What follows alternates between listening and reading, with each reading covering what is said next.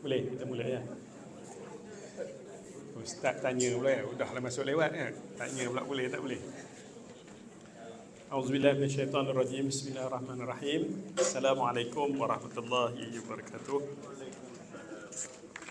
نفتتح اجتماعنا في هذا اليوم بفاتحة الكتاب الفاتحة. أعوذ بالله من الشيطان الرجيم. بسم الله الرحمن الرحيم. الحمد لله الرحمن الرحيم مالك يوم الدين. إياك نعبد وإياك نستعين اهدنا الصراط المستقيم صراط الذين أنعمت عليهم غير المغضوب عليهم ولا الضالين آمين. أعوذ بالله من الشيطان الرجيم. بسم الله الرحمن الرحيم. الحمد لله رب العالمين والصلاة والسلام على أشرف الأنبياء والمرسلين وعلى آله وصحبه أجمعين. Faqala rabbi syrah li sadri, wahai Tuhan lapangkan dadaku, wayassir li amri, mudahkan urusanku, wahlul 'uqdatam min lisani, rungkaikan simpulan lidahku, yafqahu qawli, agar manusia memahami ucapan. Allahumma alimna ma jahilna, wahai Tuhan ajarkan kami benda kami tidak tahu, wa zakirna ma nusina, ingatkan apa yang kami lupa, wa ja'alna min ibadikas salihin, jadikan kami dari golongan orang soleh. Subhanaka la ilma lana illa ma 'allamtana innaka antal alimul hakim wa la haula wa la quwwata illa billahil aliyil azim. Tuan-tuan puan-puan rahimakumullah, alhamdulillah syukur pada Allah SWT. Allah kurniakan dengan nikmat iman dan Islam, diberikan kelapangan masa, waktu sebagainya, nikmat yang begitu banyak. Mudah-mudahan kita menjadi hamba Allah SWT yang bersyukur dalam melaksanakan tanggungjawab kehambaan pada Allah Subhanahu wa taala. Puan rahimakumullah, hari ini sudah 1 Rejab ya. Biasa bila kita sampai ke Rejab ni, maknanya kita dah rasa hampirnya, dah ada dah rasa apa ni, aura Ramadan tu dah hampir ya. Allahumma barik lana fi Rajab wa Sya'ban wa ballighna Ramadan. Ya Allah, kita mohon diberkati dalam bulan Rejab dan Syaban dan dipertemukan dengan Ramadan insya-Allah. Makna berkat ni az-ziyadah. Ziyadatul khairil ilahi. Kebaikan, ziyadah khairil ilahi. Kebaikan pertambahan daripada Allah Subhanahu wa taala. Dan inilah kita mohon yang diajar oleh Nabi sallallahu alaihi wasallam. Banyak doa kita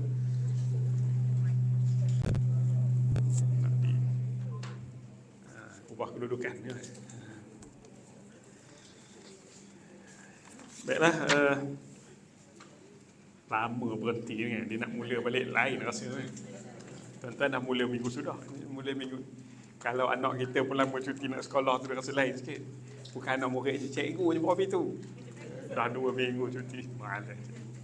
Malas nak kerja esok kata cikgu kan. Okay, kita sampai ke hadis berapa? Hari ini kita menyambung bacaan dalam kitab hadis 40 ni, Al-Wafi, hadis 40. Sampai hadis ke berapa dah kita ni pun? 19? 14? 13? 14? Oh, dia ada khilaf baina ni kan. 17 mudah je? 17 sampai 14 je.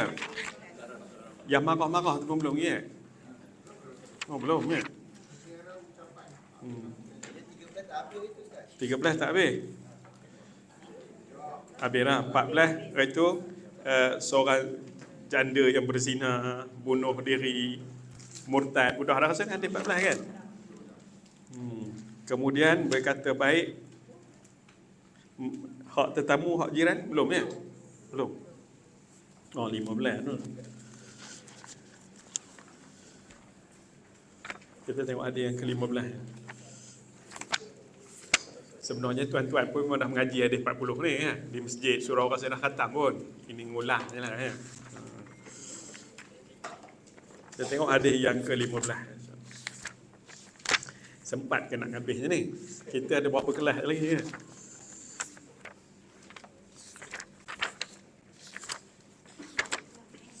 Tengok hadis yang ke-15. Memelihara ucapan hak tetamu dan jiran. An Abi Hurairah radhiyallahu anhu an Rasulillah sallallahu alaihi wasallam qala man kana yu'minu billahi wal yawmil akhir falyaqul khairan aw liyasmut wa man kana yu'minu billahi wal yawmil akhir falyukrim jarahu wa man kana yu'minu billahi wal yawmil akhir falyukrim dhaifahu rawahu al-Bukhari wa Muslimun. Daripada Abu Hurairah radhiyallahu anhu, sesungguhnya Rasul sallallahu alaihi wasallam telah bersabda, barang siapa yang beriman dengan Allah dan hari akhirat, maka hendaklah ia berkata dengan kebaikan, ataupun jika tidak, hendaklah dia diam saja. Dan barang siapa yang beriman dengan Allah dan hari akhirat, maka hendaklah ia memuliakan jirannya. Dan barang siapa yang beriman dengan Allah dan hari akhirat, maka hendaklah dia memuliakan tetamunya. Hadis sahih diriwayatkan oleh Imam Bukhari dan Muslim. Tuhan janganlah ngabur saya pula syarah hadis ni. Saya membaca apa ini karang kat boleh. Apa ini tulis oleh ulama ni.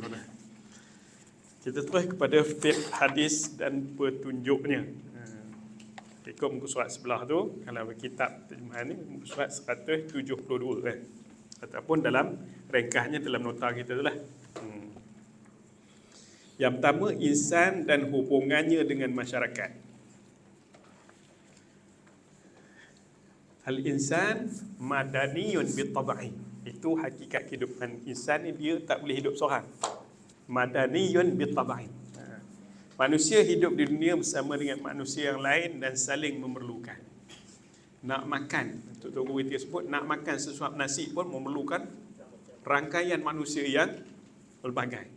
Apatah lagi nak cari beras dah payah lah ni kan. Jenuh musim.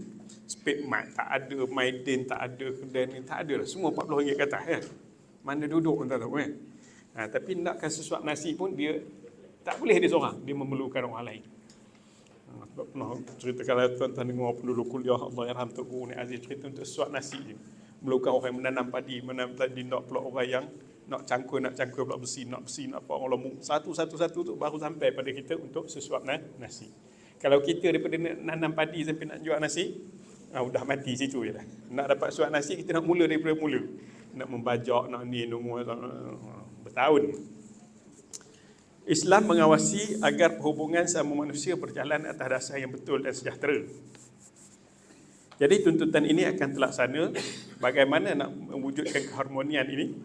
Manusia mesti saling menghormati dan kena bil-iltizam dengan adab-adab nak bermuamalah dan bergaul dengan orang. Itu yang disebut dalam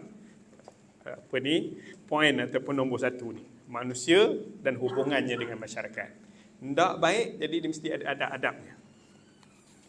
Kemudian, antara tanda kesempurnaan iman berdasarkan hadis ini ialah menutur kataan yang baik dan tahan diri daripada menuturkan perkara yang tidak baik.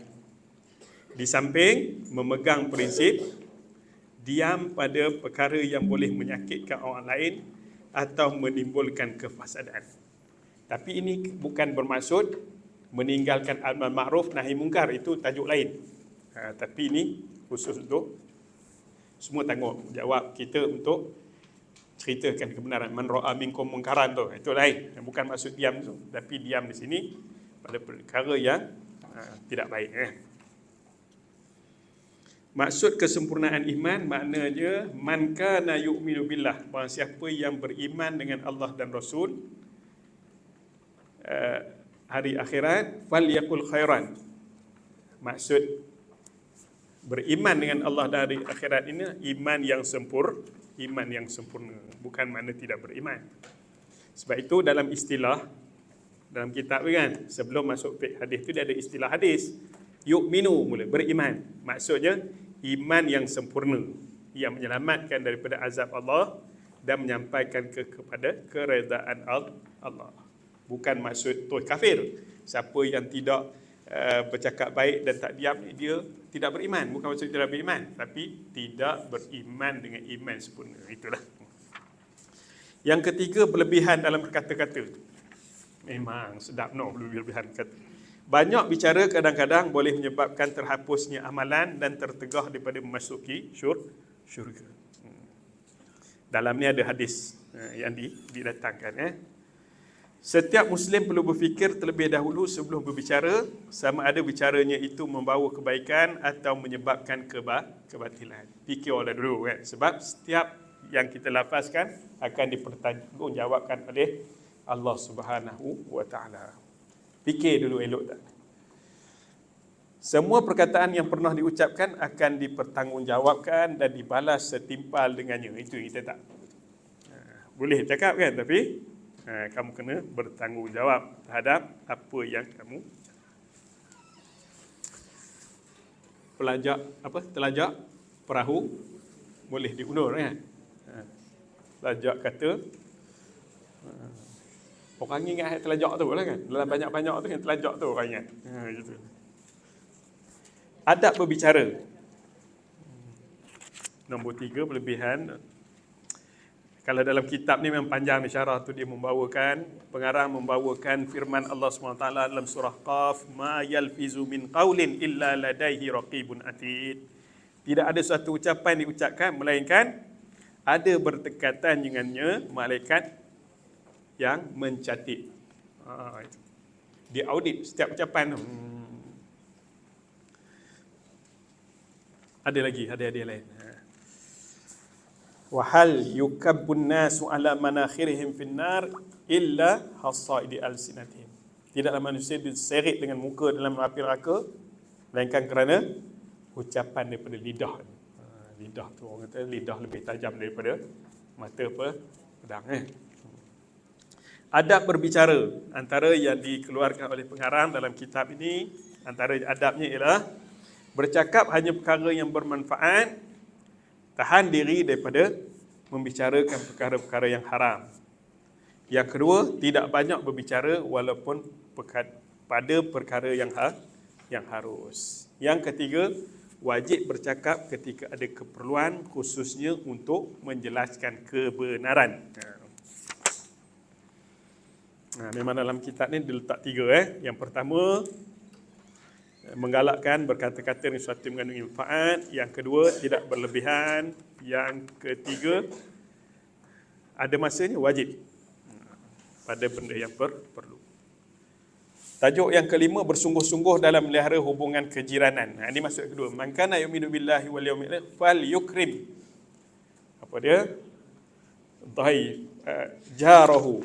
Jar ni jiran. Hak dengan jiran. Di antara kesempurnaan iman dan kebenaran Islam juga ialah buat baik dengan jiran. Jangan menyakiti jiran. Sebab dalam pepatah Arab tu, al-jar qabla dar. Tengok jiran sebelum berumah. Memang betul. Dapat jiran yang kan. Sebab itu pernah Allah aku ada dalam ni ke mana, pernah baca yang kisah Hasan al-Basri tu kan. Sebelahnya ada orang Yahudi ke apa kan, yang nak menjual rumah tapi dia ambil harga yang tinggi. Sebab apa? Sebab dia kata kamu akan dapat jiran yang baik. Sebab dia jual sekali dengan jiran tu. Jual rumah dengan jual jiran. Di antara kesempurnaan dia ialah berbuat baik dengan jiran. Memang jiran lah tengok orang nak apa, ambil ni lah cakna juga lah kan. Tapi bukanlah sampai kata jaga tepi kain tu, tidak lah kan. Sampai nak neropong je apa jiran buat tu kan. Tapi ada adab. Berbuat baik dan memuliakan jiran tetangga adalah suatu perkara yang dituntut oleh syarak. Tak ada panjang huraian tu kan. Kita baca je, meringkaskan kan. Tuan-tuan baca, Masya Allah. Yang keenam, kalau menyakiti jiran, itu melambangkan kepada kecacatan iman. Sebab kesempurnaan iman ialah memuliakan jiran. Kalau kamu menyakiti jiran, siapa dalam Facebook kan, curah sebelah kan, itu memang tak guna jiran kan. Siapa pak sebelah, lampin apa, pampers anak, pum, mana pum sebelah. Kecacatan iman yang boleh menyebabkan kebinasaan, haram hukumnya dalam Islam, dan termasuk dosa besar yang akan dibalas dengan seksa yang amat dahsyat di sisi Allah Subhanahu Wa Taala.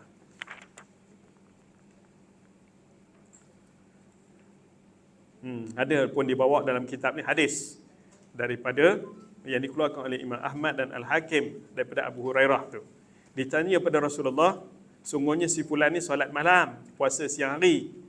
Tapi ada perkataannya pada suatu perkataan, pada perkataannya terdapat suatu yang menyakiti jirannya. Rasulullah kata apa? Tak ada kebaikan di dalam perkataannya itu, maka ia berada di dalam neraka. Ditanya pada, tu ada dalam kitab ditanya pada baginda sallallahu alaihi wasallam, sesungguhnya si fulan mengerjakan solat fardu, puasa Ramadan, sedekah dengan sepotong susu yang beku dan beliau tidak menyakiti jirannya dengan percakapan. Sabda Nabi sallallahu alaihi wasallam, beliau berada dalam syurga. Yang atas dengan bawah tu bezanya menyakiti jiran. Kemudian cara melakukan kebaikan terhadap jiran. Antaranya yang disebut ini, tolong ketika berhajat. Membantu memberi manfaat kepadanya sekiranya terpaksa bertolak ansur dalam mendapatkan hak selagi tidak mendatangkan mudarat. Beri hadiah terutamanya ketika ada sempena. Ini antaralah cara melakukan kebaikan terhadap jiran. Itu yang geram isteri tengok tu kan. Jiran sebelah tu anak-anak dara yang duduk sekumpulan tengah nyambung belajar. Suaminya asyik ambil berat itu jiran daripada isteri kan. Itu lain. Ini bukan masuk menolong ketika berhajat lah. Masaklah sekejap-sekejap kita nak hantar ke jiran kata, hai, kata isteri berheran. 8. Memuliakan tetamu. Ini man kana yu'minu billahi wal yawmil akhir fal yukrim dhaifahu. Ini cerita tetamu. Muliakan tetamu juga sebahagian daripada iman dan gambaran kebaikan seorang Islam. Merupakan kemuliaan akhlak dan adab-adab Islam, akhlak para nabi dan orang soleh.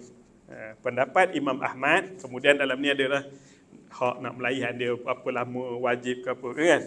Secara ringkasnya disebut pendapat Imam Ahmad dan Al-Lais, melayan tetamu ni wajibnya sehari semalam.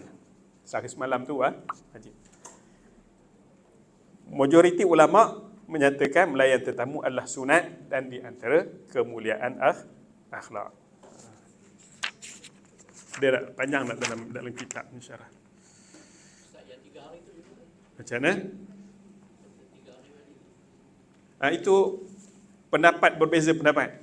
Ini dia keluarkan pendapat Imam Ahmad yang wajibnya untuk satu hari, adapun bakinya adalah sunat. Bukan dalam kitab ni dia ada syarahkan panjang lagi. Tengok.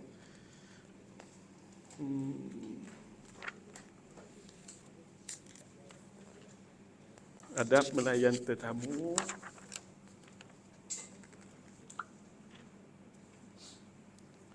Adapun sebahagian daripada tetamu janganlah mendatangkan, ini ada lebih 3 hari. Kita tengok ke depan sikit kan. Ini pendapat. Yang bawah tu ada lagi. Pendapat Imam Ahmad dan Imam Lais dia kata melayan tetamu tu wajib. Dan ada yang kata dia bukan wajib, sunat. Majoriti kata sunat. Imam Ahmad dengan Imam Lais kata wajib. Satu hari je pun wajib tu. Adab melayan tetamu bawah tu, ini adab ni kebiasaan kita lah. Manis muka, cakap elok-elok, hidang sekadar yang mampu. Sehari semalam yang pertama, lebihkan daripada makanan biasa kita. Kalau hari tu ada tetamu datang daripada Kuala Lumpur, duduk 3 hari ni, hari pertama tu special lah. Ikan nasi Arab ke, ikan 3 rasa kan, begitu ini. Hari berikutnya diberikan makanan sebagaimana diberikan pada keluarga tanpa membebankan diri untuk menyediakan. Di antara adab bertamu, itu adab tetamu.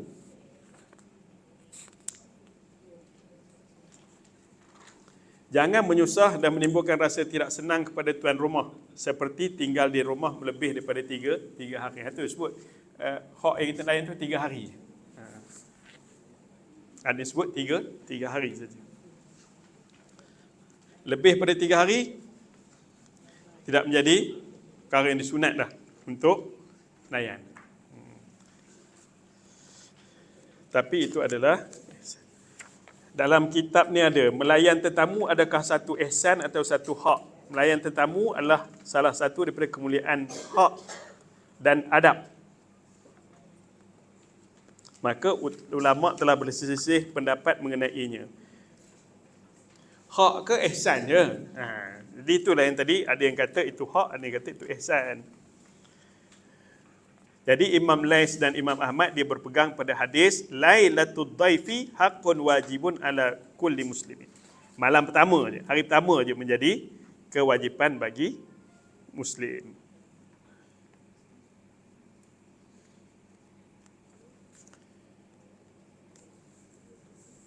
Yang lain. Ini adalah satu perintah. Fal yukrim dhaifahu. Ia adalah satu perintah disebabkan kewajipannya, maka perintah ini adalah wajib. Jika dikatakan hak tetamu adalah wajib dan orang yang diziarahi tidak menunaikannya, maka adakah si tetamu mengambil haknya daripada hartanya sendiri atau mengadu perkara itu sebut kepada hakim untuk mengambil haknya. Jadi terdapat dua riwayat daripada Imam Ahmad.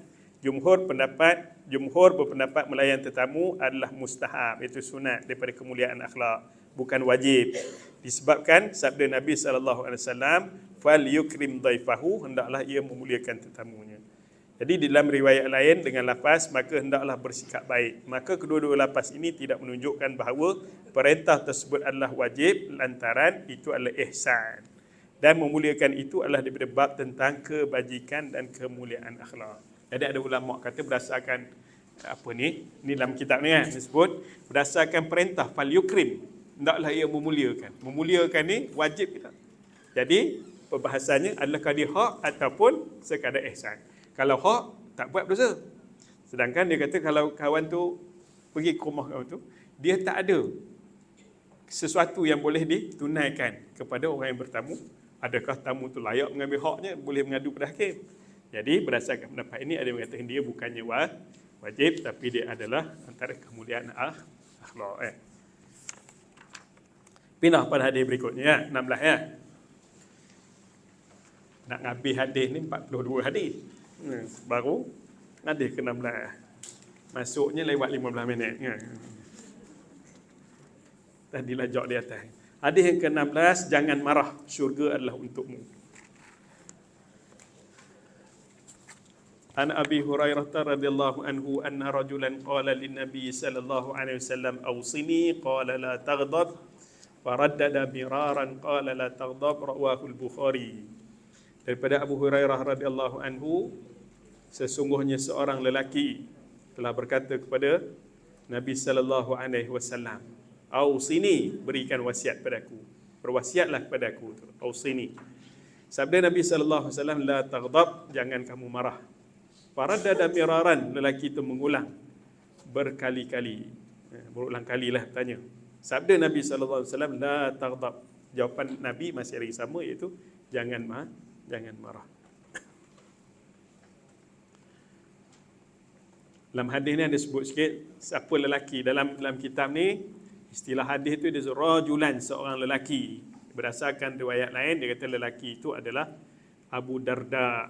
Dikatakan beliau adalah Abu Ad-Darda radhiyallahu anhu. Ini berdasarkan hadis yang dikeluarkan oleh At-Tabrani daripada Abu Darda. Ad-Darda tanya, "Ya Rasulullah, dulluni ala amalin yudkhilni al-jannah." Tunjuk kepada aku satu amalan yang masukkan aku dalam syurga.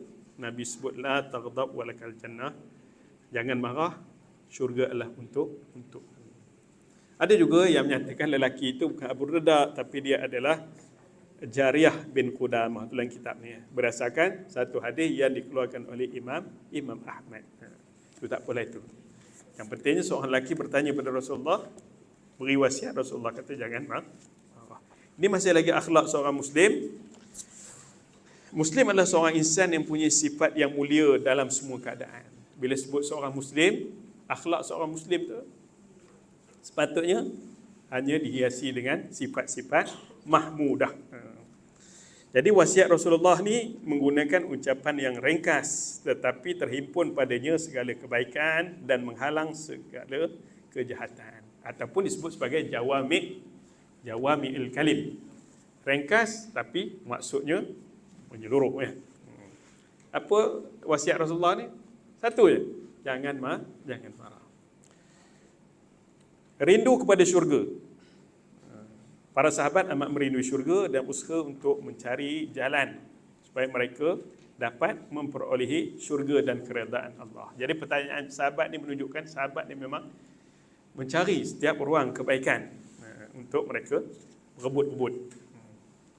Fastabiqul khairat wasari'u ila maghfiratin. Dengar banyak kebaikan, berlumba-lumba. Suruh impak sungguh. Berbeza dengan kita, bukan 2%, 3% punya impak. Kalau impak tu sampai ada yang terpaksa ditahan. Ka'ab bin Malik contoh, apa ni, bila dia telah taubatnya diterima oleh Allah setelah dipulaukan 50 hari tu, Rasulullah maklumkan dia, Allah telah menerima taubatnya. Kata, wahai Rasulullah, sebagai tanda syukur aku taubat aku nak infakkan seluruh harta. Sehingga Rasulullah kata, tahan sikit, simpan sikit untuk dirimu, itu lebih baik. Infak sahabat ni hebat kan? Tak terikut kita. Ada sahabat yang solat, teringat kebunnya. Kebun itu diinfak. Kita tengah solat teringat kereta tu. Ada nak infak kereta tu. Hei, jauh balik jalan kaki.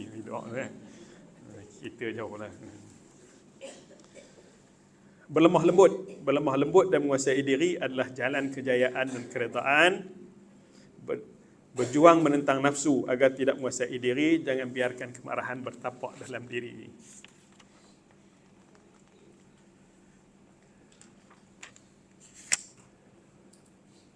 Ada hadis lain dalam kitab tu, telah diriwayatkan oleh Imam Ahmad, hadis Abdullah bin Umar. Beliau bertanya kepada baginda sallallahu alaihi wasallam, "Ma yubaiduni min ghadabillah?" Apakah benda yang boleh menjauhkan aku daripada kemurkaan Allah? Kata Nabi, "La taghdab." Jangan marah. Kerana apa? Sifat marah adalah penghimpun kejahatan dan bebas daripadanya adalah penghimpun kebaikan. Akibat sifat marah. Yang pertama, kalau kita marah tak tentu pasal ni, dia memberi kesan. Yang pertamanya, kesan kepada individu. Yang kedua, kesannya kepada masyarakat. Apa kesan pada diri? Individu ni diri lah. Kalau kita marah, orang. Yang pertama, fizikal kita. Raut wajah berubah. Kita marah kan?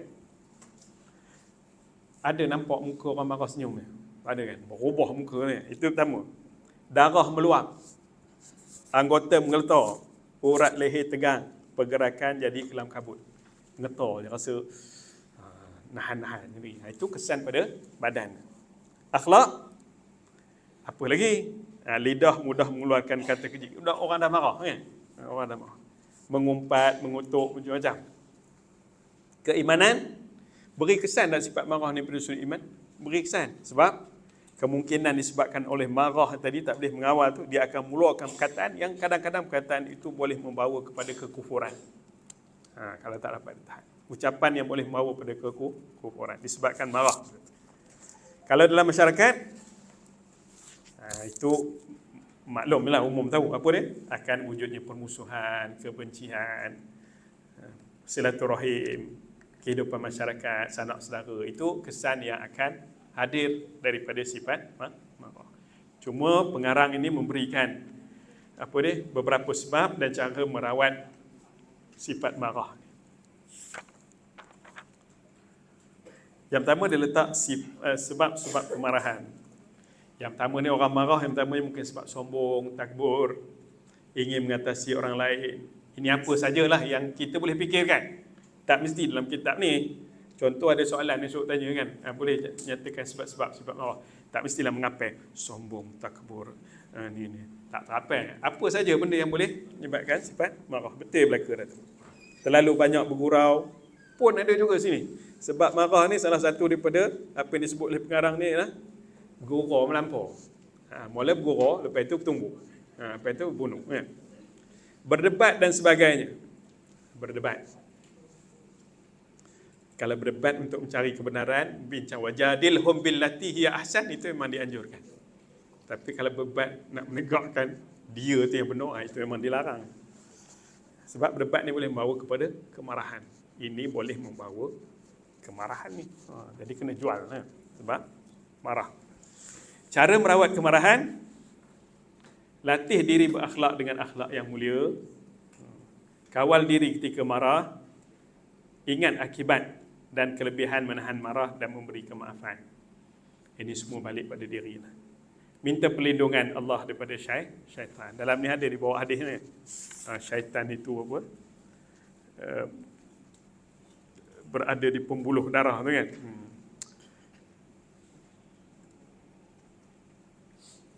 Fasta'iz billah innahu sami'un alim.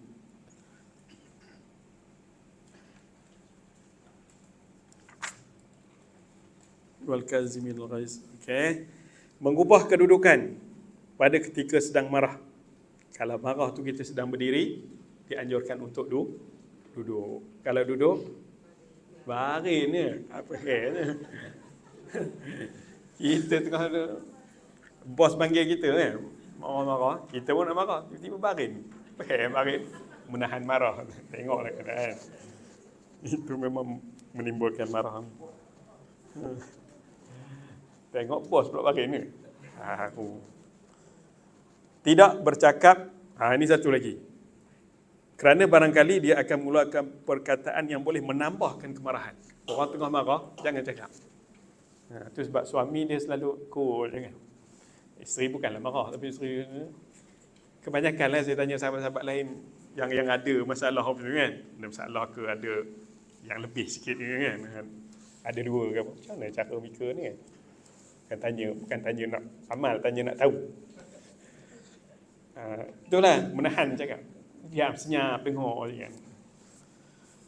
Tidak bercakap kerana barangkali kadang bila kita balas tu lagi. Itu semua ada pengalaman lah kita. Kemudian berwuduk. Kerana kemarahan itu daripada syaitan itu daripada api dan api itu dipadamkan dengan air. Berwuduklah, lazimi wuduk. Marah ni elok ke tak elok? Marah yang tidak kena tempatnya itu adalah marah yang dilarang dalam hadis ni. Tapi ada juga marah yang memang dipuji. Tengok nombor 8 tu, marah yang dicela tu, marah yang dituntut supaya diubati dan dijauhi. Tapi ada juga marah yang dituntut, iaitu marah kerana Allah. Contoh apabila salah satu daripada agama diceroboh dan sebagainya, Nabi dihina dan sebagainya, memang kita perlu ada perasaan marah. Marah tu tak boleh marah kerana Allah, salah satu daripada akhlak yang terpuji dan sifat yang dituntut, iaitu marah yang disebabkan oleh perkara yang diharamkan oleh agama dan dicerobohi. Ya. Yang marah kerana Allah. Adakah boleh dibolehkan bercakap kata dengan sembrono ataupun masih lagi ada batasan-batasan yang perlu dijaga dari segi percakapan word yang keluar? Okey. Nak tujukan pada siapa? Kadang kita tengok nak tujukan. Sekarang ni kan. Kita baca dulu apa dia sebut sini. Adapun marah semata-mata kerana Allah adalah marah terhadap perkara yang melewati batasan agama, yang merosakkan akidah, menyerang akhlak atau mengurangkan ibadah. Adapun marah semata-mata untuk melihara kehormatan, ataupun marah semata-mata untuk melihara kehormatan dan hartanya. Justru dalam keadaan demikian, marah itu adalah suatu sifat yang terpuji dan jalan kehidupan yang dituntut. Marah ni apa maksud? Marah ni bukan cakapnya kan. Marah ni banyak jenis. Di dalam Sahih Bukhari adalah seorang yang Nabi adalah seorang yang amat pemalu, lebih daripada seorang anak gadis. Apabila baginda melihat sesuatu yang tidak disukai, maka kami mengetahui tentang air mukanya. Terdapat riwayat bahawa Nabi marah terhadap sesuatu atau suatu kemuliaan Allah dipermain-mainkan atau dipersenda-sendakan. Maka ketika itu tidaklah sesuatu menimbulkan kemarahannya selain daripada itu. Maka ketika itu tidaklah suatu yang menimbulkan kemarahannya selain daripada itu. Telah diriwayatkan oleh Bukhari dan Muslim.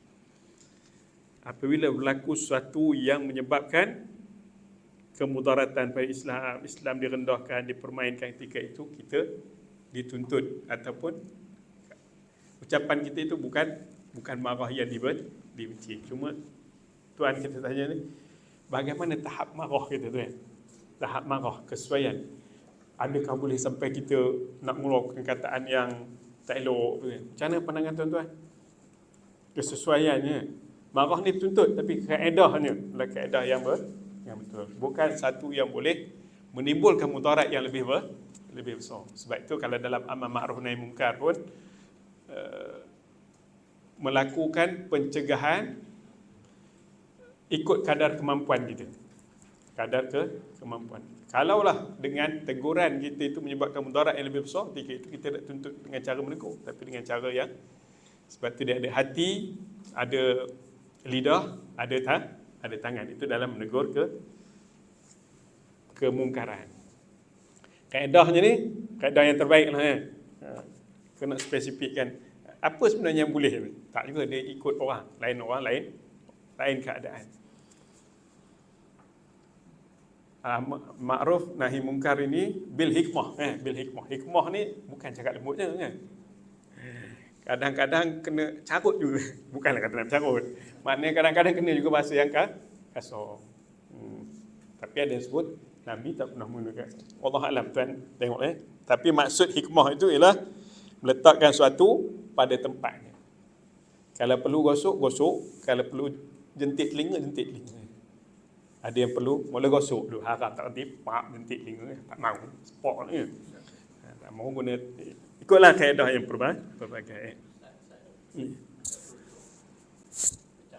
Ya. Ya.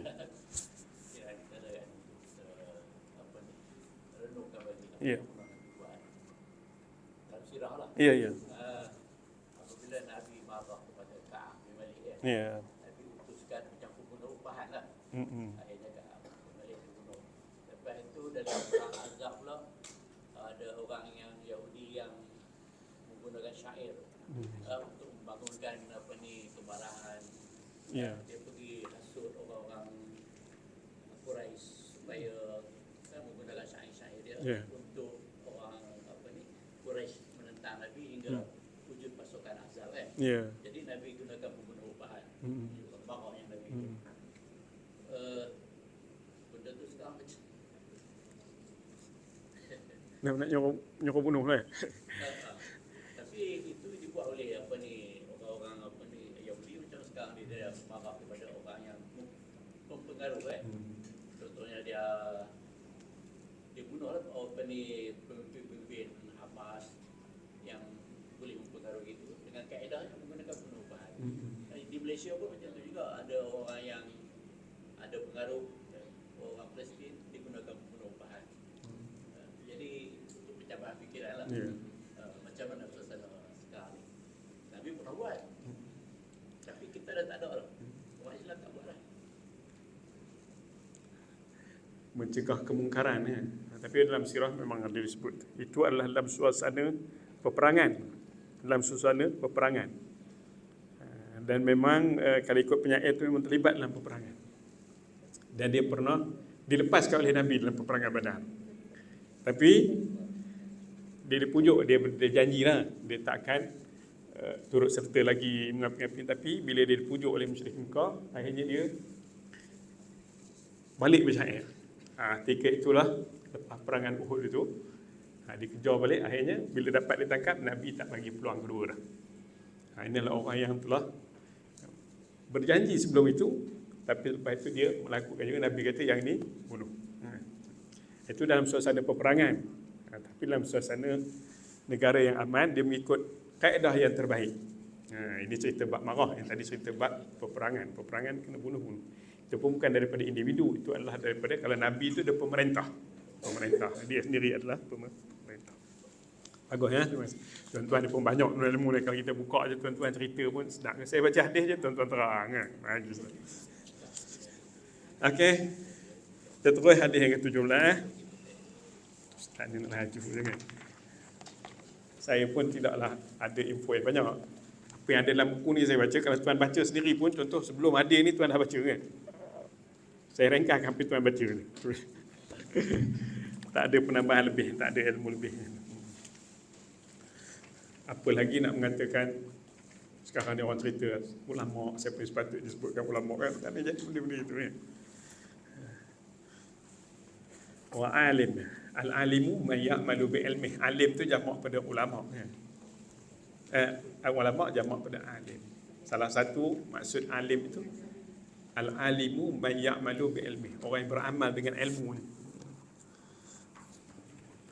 An Abi Ya'la Shaddad bin Aus radhiyallahu anhu an Rasulillah sallallahu alaihi wasallam qala inna Allah kataba al-ihsan ala kulli syai' fa iza qataltum fa ahsinul qitlah wa iza zabahtum fa ahsinuz zibha wal yuhidda ahadukum syafratahu wal yurih zabihatah. Rawahu Muslim. Daripada Abu Ya'la Shaddad bin Aus radhiyallahu anhu, daripada Rasul sallallahu alaihi wasallam, di mana baginda sallallahu alaihi wasallam telah bersabda, sesungguhnya Allah telah mewajibkan ihsan ke atas setiap perkara. Kataba ala ni wajib ni. Kataba telah menulis ke atas, wajib. Kutiba alai, diwajibkan, ditulis, diwajibkan. Apa dia? Yang pertama, fa iza qataltum fa ahsinul qitlah. Apabila kamu membunuh, maka perelokkan pembunuhan itu. Macam mana elokkan pembunuhan ni?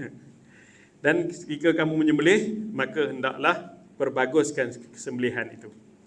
Dan ditulis wal yuhidda ahadukum syafratahu, iaitu dengan menajamkan pisaunya, wal yurih zabihatahu, dan menyenangkan keadaan binatang sembelihan.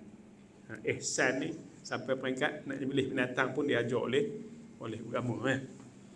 Tengok syarahnya. Yang pertamanya wajib ihsan. Hadis ni merupakan nas. Wajib ihsan. Ihsan adalah wajib. Ihsan ialah melakukan suatu amal yang dibenarkan oleh syarak dengan penuh teliti, sempurna dan elok. Ihsan ni buat suatu ikut kaedah syarak dengan keadaan yang paling baik. Itu ihsan. Kalau dalam ibadah sampai peringkat seolah-olah, kalau solat tu sebut dalam hadis Jibril tu, ka'annaka tarahu fa illam takun yara fa innahu yaraka, fa illam takun tarahu fa innahu yaraka. Kita menyembah Allah seolah-olah kita nampak Allah. Kalau tak sampai nak sampai itu, ingat bahawa Allah melihat. Mana buat sebaik mungkin dengan memelihara adab dan dengan syarat-syarat sempurnalah buat itu. Jadi sebut sini ihsan, lakukan suatu amal yang dibenarkan oleh syarak dengan penuh teliti, sempurna dan elok. Ihsan ketika membunuh. Membunuh pun ada ihsan. Memperelokkan cara bunuh dengan alat yang tajam. Termasuklah membunuh musuh di medan jihad. Disebut sini, membunuh musuh di medan jihad, penggal leher dengan pedang. Dalam ni panjang juga syarah. Sebab itu memudahkan kematian. Penggal leher dengan larangan mengkelar anggota sama ada sesudah atau sebelum mati, sebagaimana dibuat oleh musyrikin terhadap tentera Islam dalam peperangan Uhud. Yang dikelar, dibelah perutnya, dipotong telinga, potong hidung, sehingga ada sahabat yang tidak dikenali, Anas bin Nadir, Anas bin Nadar yang tidak dikenali, setelah dicincang, dibelah itu pun dikenali oleh saudaranya, sebabkan ruah jari dia. Oh, ini Anas bin Nadar, yang lain tak kenal lah. Itulah juga yang dilakukan oleh Yahudi sekarang ni. La tajidanna asyaddan nasi adawatan lil ladzina Yahudi wal ladzina asyraku. Orang Yahudi dengan orang musyrik ni sama. Kalau dalam peperangan mereka akan mengelar, buat dia tak ada, telah dicabut sifat insaniah tu tak ada. Dia dah kebinatangan ni. Larangan mengkelar anggota sama ada sudah atau sebelum mati. Tapi perang sekarang ni apa guna kata? Takkan nak menggai dengan itu apa. Jadi sebut pengarang ni pun ada menyebut dibolehkan menggunakan senjata api walaupun menghancurkan, kerana dasar persamaan dalam firman Allah Subhanahu wa taala. Tu ada dalam muka surat 201 tu. Larangan membakar dengan api, bukan.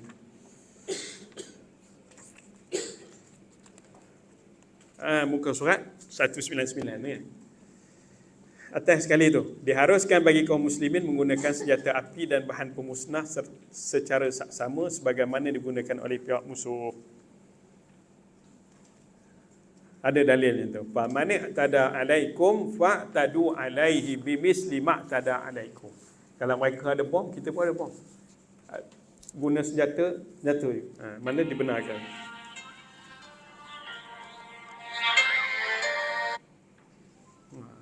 Yang ni tak payah angkat. Yang tu ada. Kalau penggunaan bom kimia tu, Apa dia? penggunaan bom kimia dia memudaratkan. Ya, mudaratkan sebenarnya dilarang.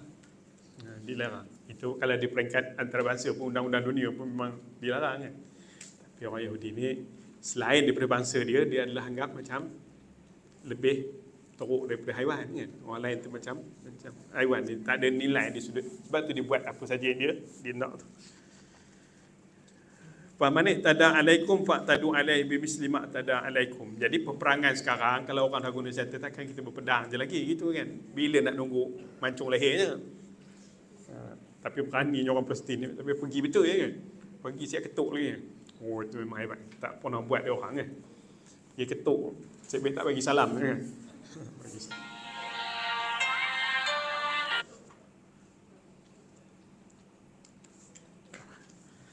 Okey.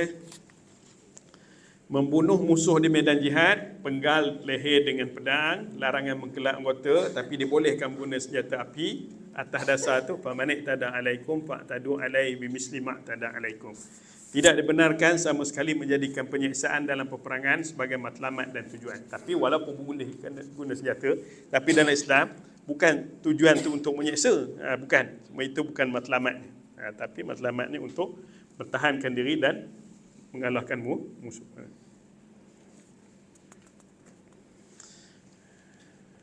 Kerana sesungguhnya tidak harus dalam kitab tu, tidak muka surat 199 tu, kalau kita baca, tidak harus bagi kaum muslimin dalam semua keadaan untuk menjadikan unsur penyiksaan dan memburukkan rupa bentuk wajah musuh sebagai objektif dalam peperangan mereka terhadap pihak musuh. Beberapa negara kafir telah bertindak meminta daripada tenteranya agar tidak bunuh musuh, sebaliknya memadai dengan memburukkan rupa mereka, kelar, guna kimia dan sebagainya. Justru mereka yang diperburukkan muka itu akan menjadi beban pada negara, bagi cacat, dipotong kaki, diseksa kan. Oleh itu menjadi satu bentuk peperangan terhadap, kerana bila lakukan itu dia menjadi satu peperangan terhadap ekonomi dan jiwa sebagai kesan sampingan daripada peperangan yang menumpahkan darah dan pemusnahan segala yang wujud dalam suatu negara musuh. Namun demikian agama Islam menolak segala bentuk liar seumpama itu dan mengekalkan unsur ihsan pada semua makhluk, khususnya manusia. Islam sebab itu kita tengok yang ada depan mata sekarang kita ni. Tentera apa ni? Qassam ke apa, dia menuju memang tuju tentera, bukan tuju orang awam. Tapi Yahudi itu memang orang awam. Membunuh kerana qisas, muka surat 199. Qisas ni banah apa ni? Bunuh balas. Bunuh balas. Dibunuh dengan pedang, tidak diharuskan mengkelar tubuh. Hukum bunuh balas ni disebut sini dengan pedang. Kalau ikut di Saudi ada sebagaimana kita tahu. Kemudian tak boleh kelar, tapi kalau orang tu bunuh dengan kelar, kita nak bunuh balas nak kelar juga ke? Jadi pendapat Imam Syafi'i, Imam Malik dan Ahmad dibunuh seperti mana ia dibunuh. Pendapat Ats-Tsauri, Abu Hanifah dan Ahmad dibunuh juga dengan pedang. Ini pandangan ulama lah. Membunuh kerana kufur tidak boleh dikelar juga, sama ada kafir asli ataupun murtad. Hukum bunuh tak boleh dikelar. Namun ada yang pendapat kalau dia bunuh api itu, balas bunuhnya api itu. Larangan membunuh dengan api. Rasulullah melarang membakar. Larangan ini meliputi larangan terhadap binatang dan yang melata. Sebahagian ulama memakruhkan perbuatan orang yang membakar walaupun membakar binatang yang melata. Contoh bakar tebuan, apa tu, makruh. Ada kaedah lain, tapi itulah sekarang ni yang guna. Tapi kalau tengok bomba sekarang dia ada pancut apa? Spray. Macam-macam. Spray asasnya itu. Apa dia ada hadisnya tu, la tu'azibu, ni surat 201, la tu'azibu bi azabillah. Jangan kamu mengazab dengan azab Allah. Maksud azab Allah ni semua nanti akan dimasukkan neraka dengan api. Jadi jangan kamu azab. Jadi sini ada Syekh. Ni Ini menjadi petunjuk bahawa pengajaran Rasulullah telah lama berlaku sebelum banyak negara bersepakat di dalam pencegahan penggunaan bom-bom yang membakar. Tadi bom kimia, bom fosforus itu kan. Memang dilarang tu. Sebagaimana yang kita ketahui pula, negara-negara yang kuat dan besar tidak mematuhi larangan ini. Sebaliknya ia hanya sebagai satu tulisan atas kertas. Mana sebutlah macam ni. Larangan terhadap membakar dalam agama mencakupi haiwan dan juga serangga. Oleh demikian, kebanyakan alim ulama menyatakan bahawa hukumnya makruh walaupun ke atas serangga-serangga, makruh lah. Ada isu yang Sayyidina Ali jatuh untuk membakar terhadap maksudnya pengikut Abdullah bin Sabah tu. Okey. Ada kan isu. Saya tak apa ingat tu kena rujuk. Lepas tu orang Syiah dah anggap Ali sebagai Tuhan kerana jatuh hukum sebagaimana Allah hukum bakar kan, hukum bunuh lah. Baik. Hukum neraka timbul isu tu lah. Oh, Supaya jadi dianggap sebagai Tuhan pula sampai itu. Baik. Okey, itu sebahagian. Kalau kita rajin baca banyaklah info-infonya. Terima kasih tuan Tapi membakar memang dilarang Sekarang dia nak menghilangkan bukti bakar Lepas tu campak depu apa? Macam peristiwa apa nama tu kan? Di mana? Batang Kali ke apa?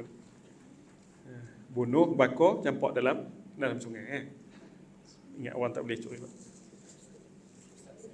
Baik. Tenang. Yang tentang bunuh haiwan ni, macam contoh haiwan tikus. Itu kaedah bagaimana yang sepatutnya, macam saya biasa tengoklah ada setengah orang menendamkan dalam air ataupun letak tengah mana itu adakah dibolehkan, ataupun ada setengah yang dalam plastik dia letak bagi mandi tu. Mana kaedah membunuh binatang yang paling ni. Tapi kalau ikut yang tutup, kita tak boleh menyeksa dia. Bunuh tu jangan seksa. Kalau boleh mati, kalau macam cicak mati cepat. Kalau jangan kita seksa sikit. Cuma kaedah tu ada yang kerat. Kalau budak tu nangkap cicak boleh cabut ekor dia, cabut diri, cabut tangan sebelah, suka dia keletik. Lepas tu baru kepala. Itu memang dia sebab dia menyeksa. Walaupun kita nak bunuh dengan benda yang memudahkan. Sebab macam tadi ihsan yang tadi, cari benda yang memudahkan. Kalau nak hempas pun sekali pun boleh mati kan. Tapi kaedahnya wallah alam lah. Ya. Kuat. Macam mana? Nyamuk elektrik mati terus kot. Lambat sikit lah. Nak tanya boleh tak boleh, tapi itu. Ya. Boleh lah. Sini pun di peringkat membakar pun tadi, bukan larangan tu maksudnya haram. Larangan membakar tak lemak, makruh. Tapi adabnya ialah dengan memudahkan satu mati. Sebab tu bunuh orang pun dia potong dengan pedang. Pedang pula tajam. Kita tengok sikit lagi. Membunuh dengan api ni tadi kan. Makruh katanya, makruh. Kalau ada kaedah lain, cepat. Saya nak mulakan hukum tak erti Saya sebut apa yang ni. Tuan-tuan pun boleh tak malah. Larangan mengurung dan menyeksa binatang. Ini memang dilarang. Dilarang menangkap binatang lalu mengurung kemudian menyeksanya hingga mati. Macam ni. Nak bunuh pun jangan seksa. Memang kita nak bunuh. Siap kurung dulu, bagi dia puasa 3 hari. Bukan binatang nak bagi puasa kan.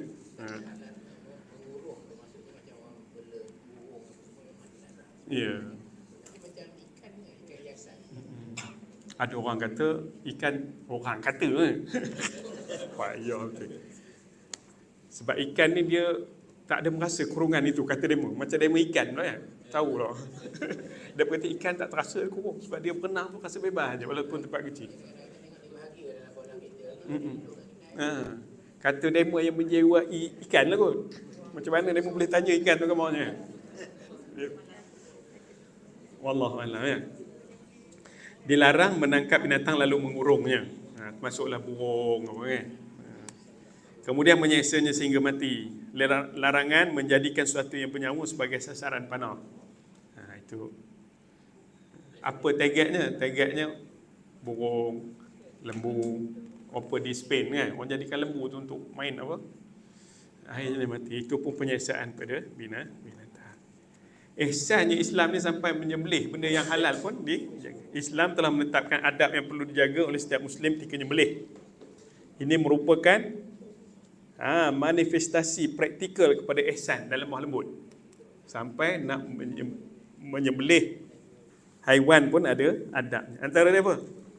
Tajamkan alat sembelihan. Jangan pisau tumpui, payah kan? Sebab sampai peringkat itu, tumpui tu payah kan? Dia sakit, seksa dia. Berlemah lembut. Ada lemah lembut dengan haiwan.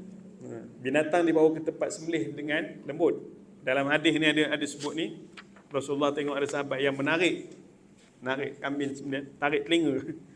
Ada tuan. Lalu Rasul sallallahu alaihi wasallam suruh berlembut dengan haiwan. Ni muka surat 203. Dalam Sunan Ibnu Majah, hadis Abu Sa'id Al-Khudri, katanya Rasul sallallahu alaihi wasallam melewati seorang lelaki yang mengheret kambingnya dengan memegang telinga kambing. Maka Rasul sallallahu alaihi wasallam sabda, "Da' uznaha wa khus bisa lifatiha." Lepaskan telinganya dan peganglah bahagian tengkuknya. Nak bawa sembelih pun jangan heret telinga. Heret telinga. Itu pun sampai dijaga bagus tak bagus kan. Berlemah lembut, memotong urat darah yang ada pada leher. Ini kita dah tahu hukum. Memudahkan cepat. Sembelihan tidak dilakukan di hadapan binatang sembelihan yang lain. Itu kita pun tahu dah biasa korban ni. Depan-depan kawan tu. Mana kadang kita tengok kan, kawan yang menengok tu memang mengetor lepas tu. Mengetor. Sembelih depan dia. Ada yang gatal lagi siap asah depan mata kan. Oh itu. Tunjuk lagi. Oh Allah. Sembelihan tidak dilakukan di hadapan binatang. Di antara ihsan terhadap binatang tidak beban. Tidak membebaninya lebih daripada kemampuannya. Kadang kita tengok. Kadang-kadang waktu mengaji dulu kita tengok kadang waktu dia orang letak beban pada himar tu sampai dia tak boleh nak berjalan. Tidak menunggang ketika berhenti kecuali jika perlu. Sampai situ je ke. Tidak mengambil susunya kecuali tidak memudaratkan anaknya. Ini adalah huraian dia, mungkin ada dalam kitab. Sampai peringkat itulah kalau kita mengaji bagaimana ihsan terhadap binatang. Dan pernah Rasulullah sallallahu alaihi wasallam jalan tu, Rasulullah tengok himar ke apa yang menangis tu kan. Yang Rasulullah datang tanya pada binatang. Kenapa sebab? Dia kata tuan aku ni bagi, tapi saya tak ingat dah pernah membaca tu. Bagi kerja lebih. Tapi kebajikannya tak jaga. Sehingga Rasulullah tanya, siapa tuan hebat ni binatang. Rasulullah peringatkan tu. Kamu akan dipertanggungjawabkan. Ada sikit lagi 18. Ada yang ke-18. Bertakwa kepada Allah dan akhlak yang mulia. An Abi Zar Jundub bin Junadah wa Abi Abdurrahman Mu'az bin Jabal radhiyallahu anhuma an Rasulillah sallallahu alaihi wasallam qala ittaqillaha haitsu ma kunta wa atbi'is sayyi'atal hasanata tamhuha wa khaliqin nas bi khuluqin hasanin rawahu at-Tirmizi qala hadisun hasanun fi ba'di nusai hasan sahih.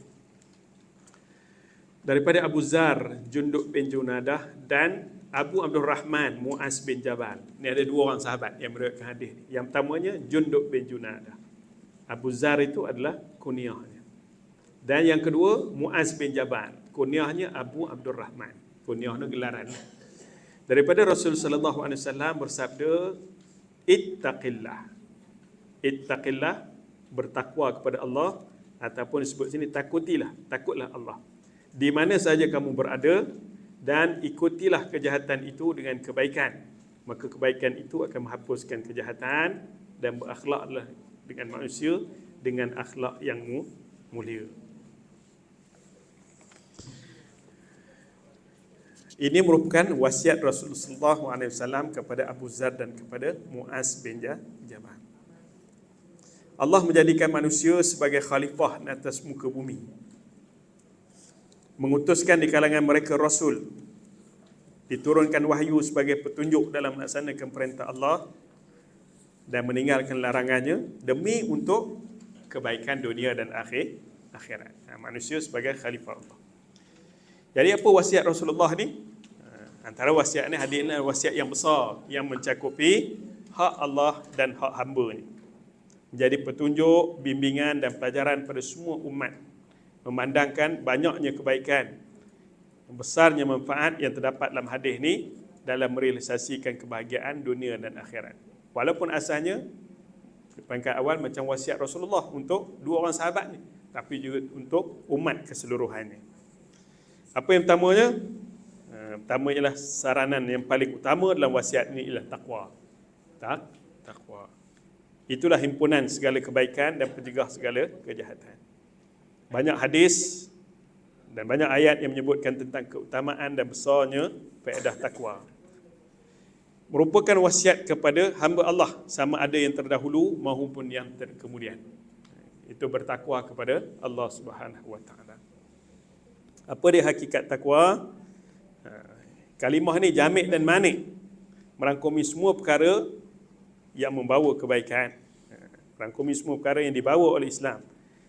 Sama ada akidah, ibadah, muamalah dan akhlak. Takwa bukan sekadar kalimah yang diucap dan didakwa tanpa bukti, tapi satu amalan yang berterusan dalam ketaatan pada Allah dan benar-benar meninggalkan maksiat pada Allah. Kata salafus salih, at-taqwa itu ketaatan yang tidak dimaksiati, diingati tidak dilupai, disyukuri tidak dikufuri. Kesempurnaan takwa, di antara kesempurnaan takwa ialah jauhkan diri daripada perkara syubhat dan yang bercampur dengan haram. Takwa tidak akan terlaksana seperti yang dikehendaki melainkan dengan ilmu. Orang yang jahil tidak tahu tentang apakah kewajipan yang ada pada dirinya. Oleh itu ilmu adalah jalan yang paling afdal nak menuju jalan menuju syurga dan lambang keinginan seorang untuk membuat kebaikan. Yang ketujuh, akhlak mukmin bertakwa. Kadang-kala manusia terjerumus dalam lalai dan maksiat. Ialah kita manusia. Innal insan la yakhlu anil khata' wan nisyan. Dia dianggap bertakwa ketika dia segera bertaubat. Manusia tak lepas daripada silap. Jadi segera bertaubat dan beristighfar pada saat ia ingat dan sedar. Innamat taubatu lillazina ya'maluna as-su'a bi jahalah summa. Kemudian dia segera yatub, dia bertaubat. Orang yang lalai, kita pun memang tak nafikan ada masanya kita terlalai, silap sebagainya, maka segera bertaubat. Itu tanda orang yang bertakwa. Kemudian sesudah bertaubat dan mohon keampunan, dia segera melaksanakan kebaikan dan memperbanyakkan amal soleh, kerana kebaikan dan amal soleh itu menghapuskan dosa. Disebutkan dalam wa atbi'is sayyi'atal hasanah. Ikuti kejahatan itu dengan kebaikan, dan kebaikan itu boleh menghapuskan dosa kejahatan yang dilakukan. Tapi dosa-dosa kecil lah. Melaksanakan kebaikan dan ketaatan dapat menghapuskan kesalahan dan dosa-dosa kecil seseorang. Sebab itu setelah orang taubat kerana dia infak, dia lakukan kebaikan, semua amal-amal kebaikan yang dilakukan dapat menghapuskan dosa-dosa kecil. Adapun dosa besar, dia mesti bertaubat. Adapun dosa besar, nombor 8 tu, seperti mendakai ibu bapa, membunuh, minum arak, riba dan sebagainya, mestilah dengan taubat. Tidak sekadar melakukan kebaikan boleh menghapuskan dosa. Buat zalim pada orang, lepas tu sekadar berpuasa sunat. Puasa itu tidak menghapuskan dosa. Perlu pada taubat kerana dosa. Apabila dosa tersebut berkaitan dengan hak orang lain, hak itu mestilah dikembalikan kepada tuannya ataupun minta maaf. Kita mengambil peluang apa? Air raya je lah kan. Minta maaf lah, hadai apa, makan minum. Kawan tu punya banyak ni kan, hutang halal kan lah. Pejam celik kawan tu tengok atas bawah kan. Halal gitu je kan. Jika tidak dikembalikan ataupun tidak mendapat kemaafan, maka pada hari kiamat kelak akan berlaku pembalasan. Tapi yang berkaitan dengan hak orang lain, contoh kalau kita terumpat, terkata kan. Kalau di belakang itu nak minta maaf ke tak? Apa? Sekiranya dengan sebab kita kabur terlebih besar mudaratnya, tak perlu kita kabur, cukuplah dengan kita meminta keampunan bagi dia dan pada kita, dosa kita dan dosa dia sekali. Kalau kita kabur kan, apa jadi musuh? Sebelum tu tak ada musuh kan?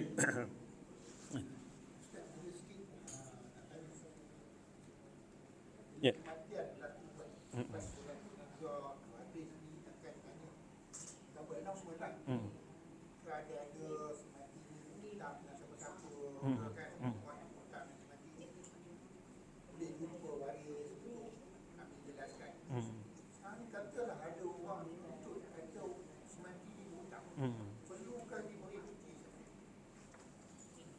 Sekadar katakan bapak kamu ataupun abang kamu tak sebulan ni ada hutang dengan saya sekian-sekian. Waktu itu perlukah waris menggunakan untuk bayar hutang ataupun minta bukti. Macam bank ni saya ada. Ya. Okey, kalau seorang yang telah meninggal, memanglah biasa kita sebut begitulah. Awak pun gitulah dulu. Waktu mak mentua meninggal, memang kita menyebut kalau mak mentua saya ni ada hutang apa, boleh nuntutlah dengan waris kan. Cuma bila orang tu nak menuntut ni kan, itu teknikalnya.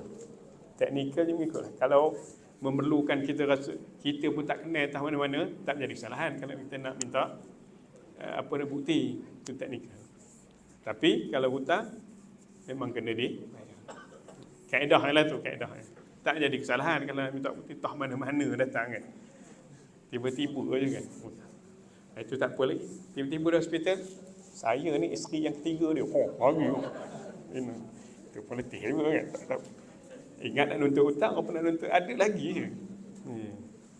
Ustaz ni tak ada lain kata dia. Marah. Bila cerita je orang lelaki balik itu. Tak ada itu saja. Kebetulan.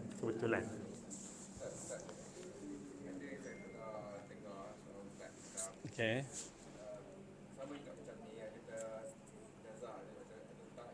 Dia kata cara yang sebetulnya adalah bukan kata hutang minta pada saya kan. Kalau kita ada hutang bahagian itu. Dan sebenarnya adalah sekadar hutang si mati tidak saya baru selesai. Semua masih nazar dia tak hutang. Pasal waris dah ambil tidak. Okey. Setakat announce kata ada hutang minta saya. Dia masih lagi sangkut. Kaedahnya. Ada ustaz tadi kata. Dia dah mungkin bukan pandangan. Ya. Sisi hukum.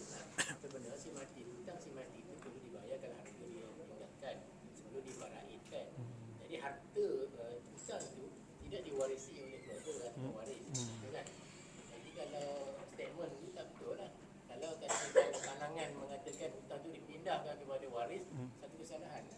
Sebab ikut hukum, waris tak wajib membayar hutang. Cuma sebelum difaraidkan harta si mati. Didahulukan hutang. Betul tak? Ya. La taziru waziratun wizra ukhra. Seorang itu tidak akan menanggung dosa orang yang lain. Itu ada juga pandangannya. Siapa dia pula yang bayar hutang ni?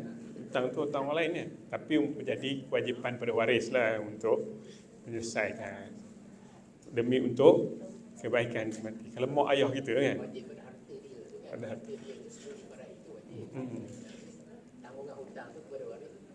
Ya. Bukan wajib ada. Macam mana tu pandangan? Wajib ya. Kalau sebab ada yang bertanya, ibuku tak ada solat, boleh tak aku solat untuk dia kan? Rasulullah kata macam mana kalau sebelum ni ibu berhutang, adakah dia perlu dilaksanakan kan? Kalau itu juga dengan solat. Tak apalah nanti rujuk ni.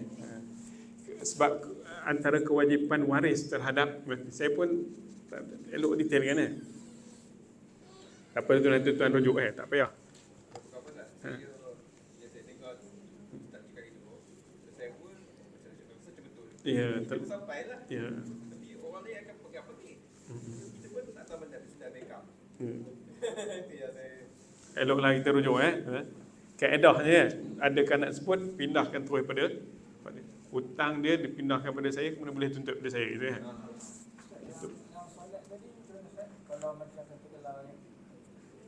Ada pandangan kata gantikan solatnya, dia kata tak perlu.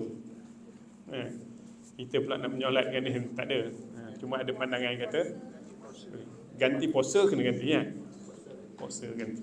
Solat ada yang tak perlu. Tapi kena rujuk balik lah. Rujuk balik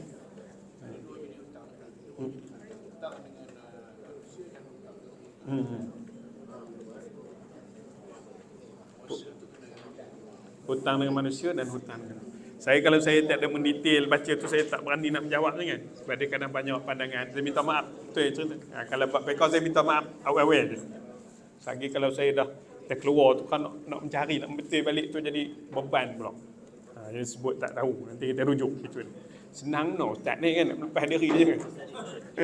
Imam Malik kalau daripada 48 pertanyaan itu hanya berapa saja? 2 atau berapa je kan yang dia jawab, ada pun yang lainnya wallahu alam. Itu memang dia tawaduknya. Tapi yang awak ni wallahu alam pun tak tahu. Kan tak tahu, tak mendetaili. Saya cakap terus terang lah. Saya nak menjawab takut tak betul tuan ya. Biasanya kalau lepas tuan-tuan sebut ni balik kan baru saya mencari. Cari tu tulis saya bila nak cerita balik 2 minggu kemudian kan. Tak ingat dah. Ada bertanya sebelum ni kan. Tuan-tuan pun balik baca, boleh tambah. Saya pun balik saya baca. Sebab kita pernah belajar sebelum ni. Kita belajar pernah terbaca, lepas tu bila kita tinggal kan, dia pun ada terbayang je. Memang ada kan. Bagus. Okey, dah pukul 1 dah kita. Dah lewat 5 minit. Kod ada apa lagi tambah? Bertaubat, ini hadis yang berapa ni? Hadis yang ke-18 saya baca untuk habiskan je. Nombor 8, dalam wasiat ni Rasulullah menyarankan kita supaya bermuamalah bersama manusia dengan akhlak yang baik, muamalah dengan orang lain dengan baik sebagaimana kita inginkan orang lain bermuamalah dengan baik dengan kita. Terdapat Al-Quran dan hadis mendorong supaya berakhlak mulia dan terangkan kemuliaan orang yang berakhlak mulia. Yang ke-9, mengusahakan akhlak yang baik. Contoh akhlak Rasulullah, bersahabat dengan orang yang bertakwa, golongan ulama dan orang yang memiliki akhlak. Jauhkan orang yang jahat dan buruk perangai. Ini dalam cari kawan pun begitulah. Nombor 9, akhlak yang mulia, antaranya menghubungkan silaturahim, maaf, lapang dada, murah hati meskipun terhadap orang yang bakhil terhadapnya. Itu yang payah tu kan. Bermanis muka, lemah lembut, tidak buruk sangka dan sebagainya. Banyak lagi sifat-sifat mahmudah yang perlu kita nilai ya. Kalau boleh kita, bukan boleh, dituntutlah untuk kita menghiasi diri dengan sifat yang mahmudah. Saya amat mengalu-alukan tuan-tuan berkongsi pengalaman untuk menambahkan maklumat kita. Sebab apa yang saya sampaikan ini lebih kepada apa yang ada dalam buku ni saya baca. Bila ada maklumat tambahan luar daripada tuan-tuan, saya memang mengalu-alukannya dan terima kasih. Dan kalau ada soalan-soalan yang saya tidak mendalami, pernah baca sepintas lalu, saya akan bagi tahu, saya pun tahu. Tak ingat. Nampak lemah Ustaz ni. Tapi itulah.